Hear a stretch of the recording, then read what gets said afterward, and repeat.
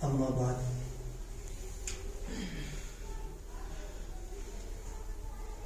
اللہ تعالیٰ کی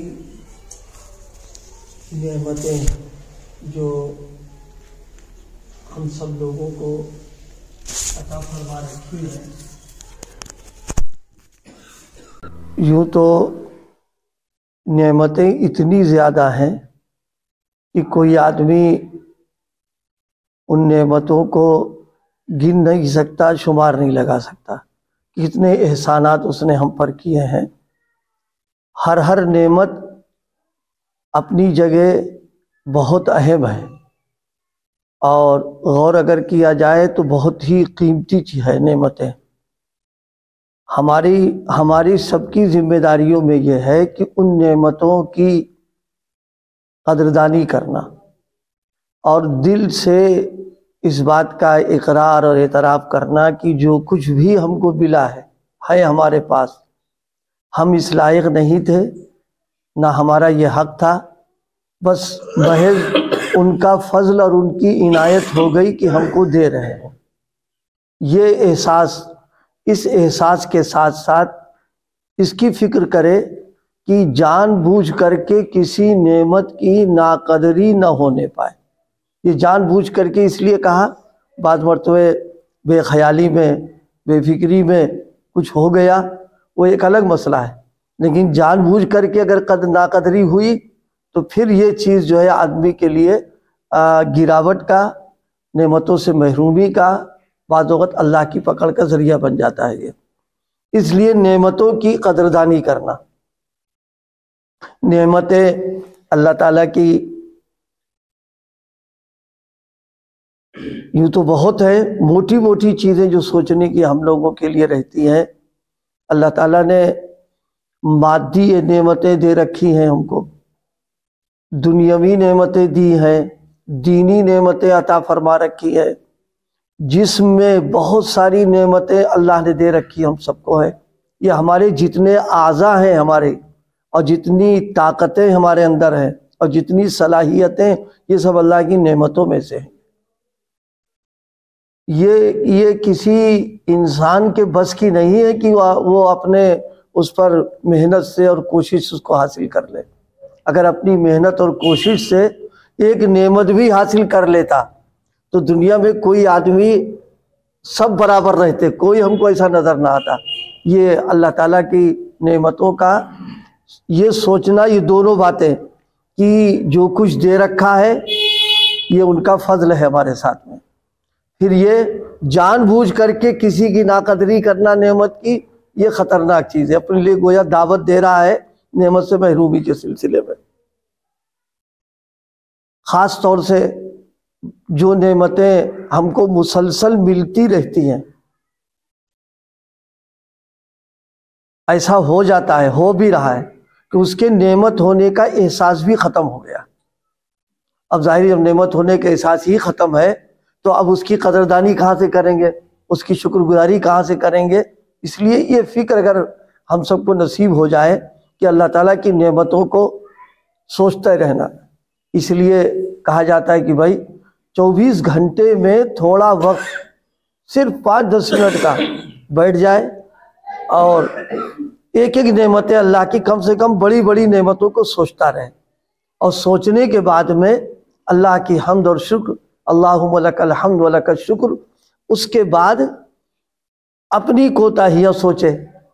کہ اتنا سب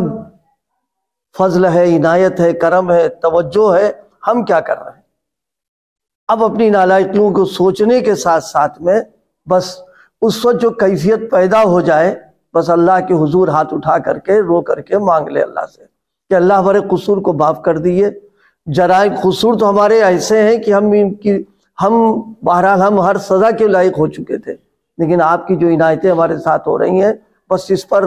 مانگنا، رونا۔ بزرگوں نے لکھا یہ بھی اصلاح کا ایک طریقہ ہے۔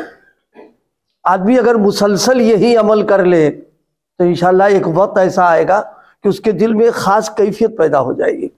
اور وہ اللہ کے سے قرب کا، تعلق کا ذریعہ بن جائے گا۔ نعمتوں میں ایک چیز جو سب کے سمجھنے کی ہے، جو چیز زیادہ مقدار میں جس کا ہم نفع اٹھاتے ہیں، مثال کے طور پر کھانا پینا پہننا، تو جو چیزیں زیادہ مقدار کی ہمارے نفع کے فائدے کے لیے ہیں، علماء نے لکھا ہے اس کی تھوڑی مقدار بھی اس کا اکرام کرنا فرض ہے۔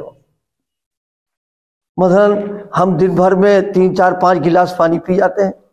تو اب تھوڑا سا پانی اس کا جو ہے اس کا اکرام کرنا ہمارے لیے ضروری ہے۔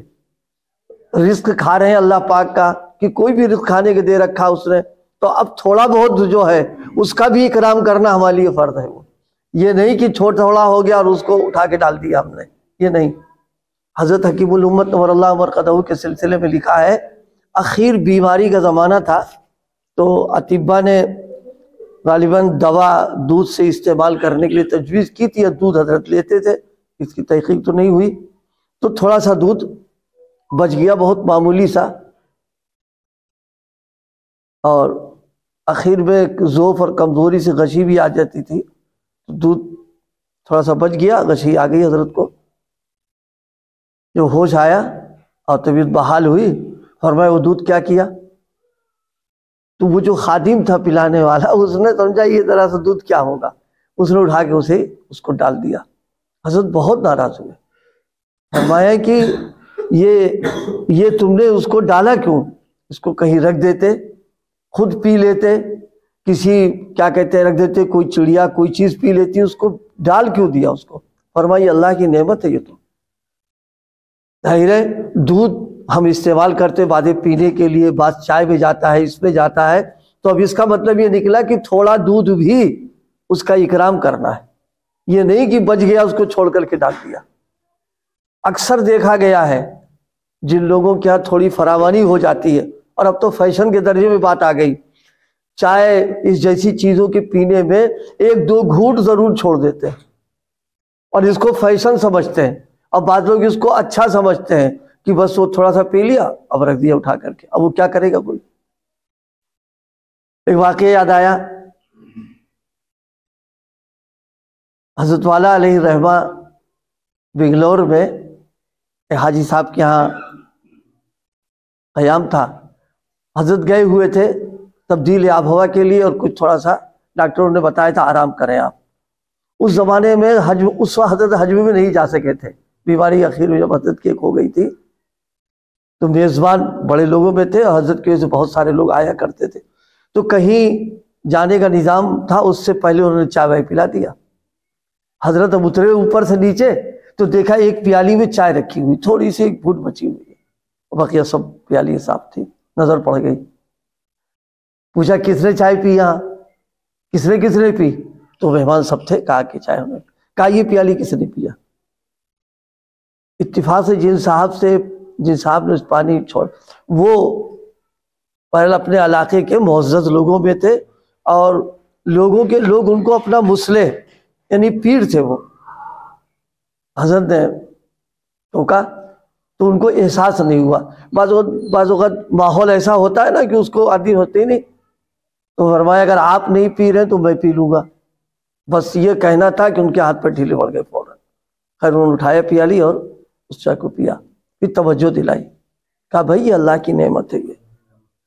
اس کو تم ضائع کر رہے ہو، بچ گئی کون پیے گا اس کو؟ ظاہر ہے اس کو یا تو نالی میں جائے گا یا کہیں اور ڈالا جائے گا۔ اور اللہ کھانے پینے کی چیزوں کا، ایک عرض کی تھی ایک دن بعد، کھانے پینے کی چیزوں کو کسی گندگی جگہ ڈال دینا، یہ انتہائی درجے کے جو ہے اپنی محرومی کی علامت ہے، یہ کہ اللہ کی نعمت کو اس طرح اٹھا کے ڈال دیا گیا۔ یہ عام طور پر ہم لوگ کیا ہوتا رہتا ہے۔ تو اس وقت جو گزارش کی بتائیے بات، اصلاح کا ایک طریقہ یہ بھی ہے کہ آدمی اللہ کی نعمتوں کو، احسانات کو سوچتا رہے۔ اور ایک بات ہم لوگ سمجھیں، اللہ کی کسی